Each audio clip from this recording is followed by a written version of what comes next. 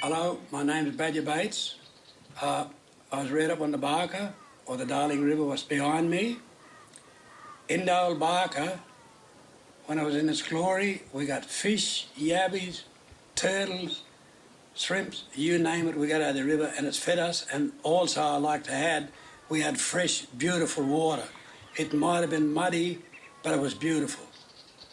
And now the question is to David Littleproud, when are you going to put water and give us guarantee that the Barka will flow again? Minister Littleproud. Well, the first thing is that it has to rain. We have a serious supply issue. I'm sorry, I can't make it rain, and the only thing that'll get the water running into those rivers is stuff from the sky. That is a serious, serious issue that we've got, and until we fix the supply, there are going to be constraints on that. I'm sorry, I can't lie to you. Will you ensure, when it does rain, that water is embargoed by the states, so that water can actually get down to places like Wilcannia? I mean, I know Badger. I've been out to Wilcannia. I know the people out there. The male life expectancy of that town is 37. So how are we not fixing those issues? Well, and that's exactly why we work with the states who are developing and finalising their resource plans around the rules to fit within to make sure that the appropriate flows go to the environment, and they manage that with MDBA, and we make sure that that's done. And in fact, there's been some trials done in New South Wales and a number of catchments around that to get the environmental flows, and that's why we couple that with the technology, the satellites and remote river sensing to make sure it gets to where it should. And obviously there's also an issue there that there was a flow from the Warrego, as you well attest to. We've given the New South Wales government considerable financial resources to fix that. And I've written to the Environment Minister in New South Wales to make sure he does fix that, because if heaven forbid we do get a rainfall, we want that water to flow, and we want it to do it properly. And so I've got to engage with the states to make sure they come with me. In a lot of this, all I've got is a chequebook to entice them, and I've got one, and I'm trying to get them to do it, and particularly that embankment there, which was, I've flown over it not long ago. I mean, it's disappointing that should have been done long time ago. Let's be honest. We can't gild the lily. It should have been done a long time ago. They should have just got on with the job. And I get there were some cultural issues, but really it's about going out and engaging with those people and understanding the money's there for it to be done. I'm not even asking them to put their hand in their pocket. I'm saying let's just do it because that was the contract that we signed, and it should be respected. Kate McBride, you've been out there in those communities. How much are they suffering? Our townships are dying. Like they have, and it's not just recently as well. My nearest town's Menindee. In my lifetime, that has halved in population.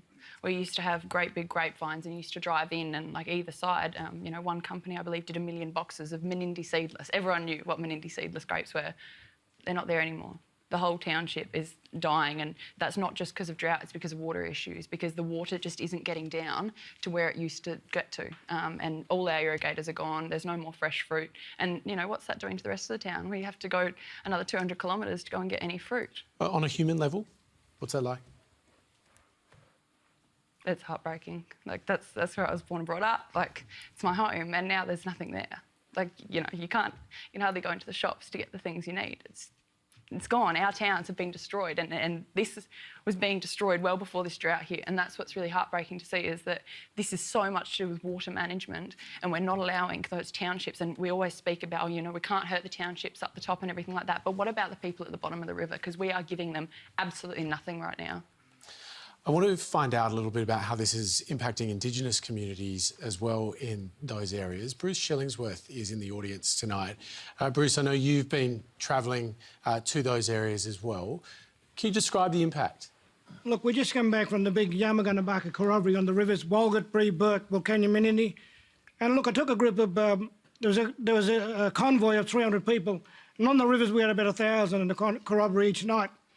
Those Indigenous people that come on that journey spoke to a lot of our elders in those communities, and they wanted to hear from the voices of those communities, those voiceless, that have been voices over the last couple of years. Look, the impact of the water mismanagement and the corruption and the corporate greed and capitalism in this country has killed our rivers.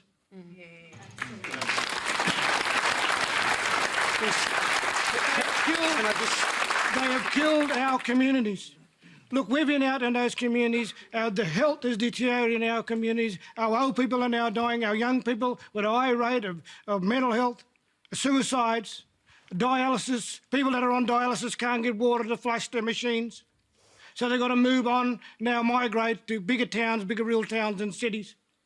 So a lot of the First Nation people are leaving their tribal, their lands that they've been, that they lived on for thousands of years. How do we bring back the 50-year-old cods? How do we bring back the freshwater mussels? How do we bring back the aquatic life, the ecosystem and the animals that relied on the river and the water? They're now completely dead, they're extinct. This has happened over the last 100 years. Australia needs to wake up. I'm listening tonight, we're listening to, there's two things that I can hear. It's water and profit. Why are we selling water to make profit? That's what I'm hearing. And here my people on the river that relied on those animals for the food source for thousands of years are now dying. This is the second wave of genocide that's happening in my community. So I'm going to speak on my community and I'm going to raise a voice for those that have been voiceless over the last 230 years. That's what frustrates me, and that's what's frustrating our community. Why are our people dying young? Why are our people suffering? Because of the greed, the taking of our water. Where is our rights to water?